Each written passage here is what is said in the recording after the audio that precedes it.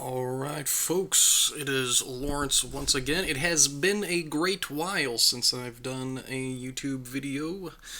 Got a new job, absolutely loving it. Fun fact, it's actually my first salaried job since I left the Navy several years ago, so I've been enjoying it. And, just haven't really been thinking about Yu-Gi-Oh! All that much. Haven't been playing Yu-Gi-Oh! All that much within the last couple weeks.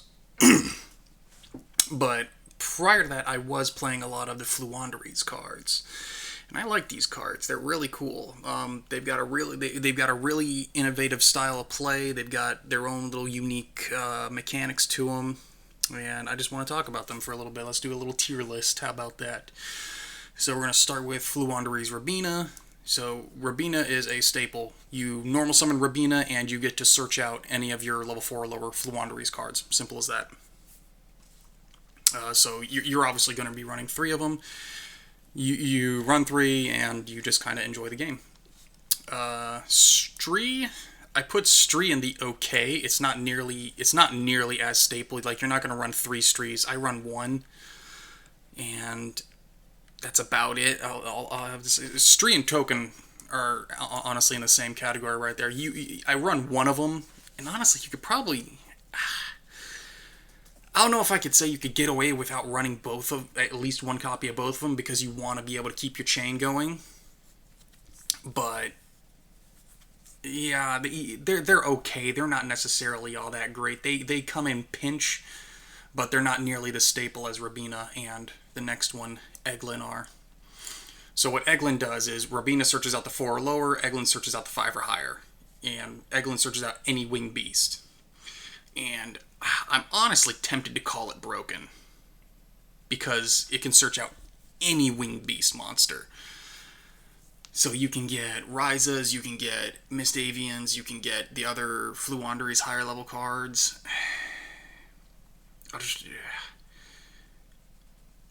I'll call it broken OP. I'll call it broken OP because it doesn't have as strict a limit. And the stuff that you would find with it. Actually, let me double check something, because I'm pretty sure Rabina searches out everything and not just. Yeah, Rabina's also level 4 or lower wing beast. I thought it was Fluondre specifically, my bad. Because all I ever summon with it all I ever search out with it are the Floowandereeze. Well, this is what makes it kind of hard. Because the targets you would get.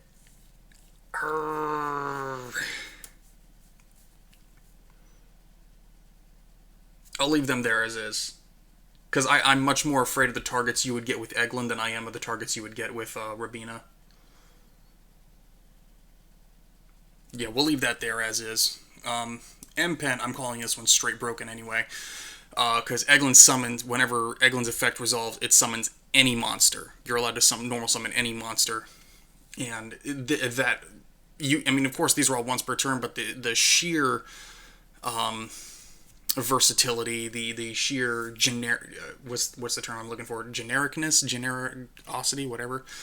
Just how generic you can normal summon anything. I mean, of course, if it's a 5 or higher, you still have to tribute, but you can not only summon, like, the popular option is Ecclesia, but you not only summon that, you can then anything special summoned that is on the board loses their effect if their effects are negated if they're in attack position. So he's a negate and he's a free summon. It's pretty ridiculous. Snowl I put into C for niche. So what Snowl does is whenever you play it, you get 3 extra normal summons, and then I think it's got like a flip down effect that I never see. You don't really ever run Snowl because you have no problem getting your normal summons anyway, So you're not terribly worried about Snowl's 3 extra normal summon effect. What was the name of this one again? Give me 1 second. Yeah, Fluwandereeze and Unexplored Winds. I always just refer to this as the I Take Your Monster card. Because it's basically what it does. So whenever you tribute summon for a Wind Wing Beast monster, you can. Actually, I'm looking at it. It doesn't even have to be Wind Wing Beast. It just any tribute summon for 2 tribute monsters. That does specifically have to be 2 tributes, but that's fine. You can tribute one of your opponent's monsters.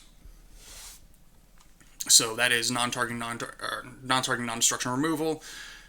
It's a staple card. You're probably only going to run one of them, though, just because you'll search it out with M-Pen. Floowandereeze map, I'm going to put that as broken OP as well.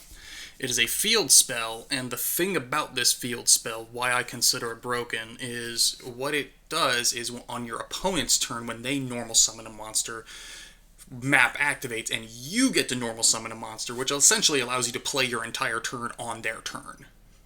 It's really ridiculous. Like Floowandereeze, a lot of people are like, oh, well, they just keep normal summoning, they don't special summon anything. That's not their strength. Their strength is they have 2 powerful cards that let them play their turn on your turn. So they can get M-Pin on your turn, they can get their Mist Valley on your turn, they can get their Barrier Statue on your turn. In fact, a lot of the really strong cards that Floowandereeze play that they would want to get out on your turn, they're not even Floowandereeze. They're, like I said, Ryzas, Mist Valleys, and Barrier Statues and stuff like that. So, moving on, we have Floowandereeze and the Scary Sea. I'm putting that under niche. So, what Floowandereeze and the Scary Sea does is it negates a summon and spins it back to the hand, or floats back to the hand, bounces back to the hand, whatever the term is. It's been a hot minute since I've really played. So that happens when they special summon a monster, and you have to control a tribute summon monster, so M-Pen or any tribute summon monster, but M-Pen's probably going to be the one you have. You bounce that back to their hand, and then the problem is they get 3 extra normal summons. They can't special summon anymore, but they get 3 extra normal summons. It's usually not worth the trade-off. And then, of course, their final card right here is... where's the name of it? Floowandereeze in the Dreaming Town. I know a lot of what these cards do, but I never remember their names because they're so new. Floowandereeze in the Dreaming Town. This is just like the map in the sense of it lets you play your turn on their turn. So, during the main phase, immediately after the effect resolves, you flip it because it's a trap card, and you get to summon your Rabina, you get to summon your Egelin, and you just go through their effects, their chains, right then and there. If you tribute a level 7 or higher monster while this card is in your graveyard, you can then banish this card and change all of your opponents to face down defense position. So let's say it's in your graveyard and you tribute summon for M-Pen. Well, then you can activate the graveyard effect of Dreaming Town and flip all your enemies face down. Which is, again, something they can do something you do on their turn. Now, you cannot use both of these effects. Actually, yeah, you can only use this effect once per turn. So you're not even limited. So you can do the summon effect, and then after the chain is over, once it's in the graveyard, if you summon again with like the map ability, then you get to pop it then you get to banish it from the graveyard and flip all your opponent's guys face down. So they're a very fun deck. They got some support coming out. Can't wait to see it. I want to see a bit more come out. I want to see more from these guys because right now they're just really, really good for getting high-level Wind Wing Beast monsters on the board, and they play with Harpy's Featherstorm really well.